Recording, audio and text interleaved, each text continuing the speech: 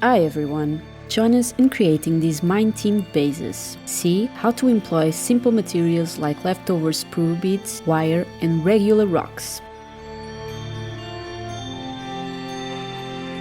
First, grab some random rocks you can find outside and create a layout that works for you.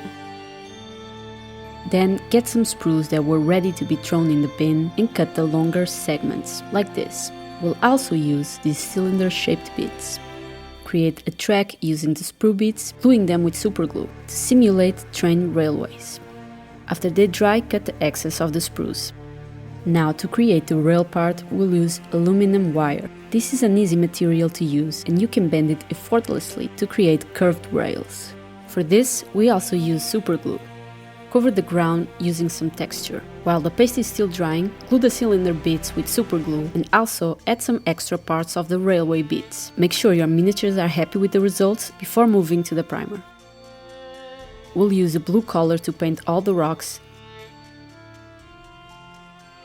and a grayish blue to dry brush everything.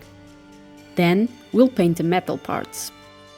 We'll create some damage on the rails by drawing black lines, and then white ones to create some depth visually. Now we'll cover everything with the blue wash of choice, and while everything is still wet, thin down some orange paints and blend them on the metal parts to simulate rust. Let it dry before dry brushing the rails using aluminum color, and the rocks with the lighter blue.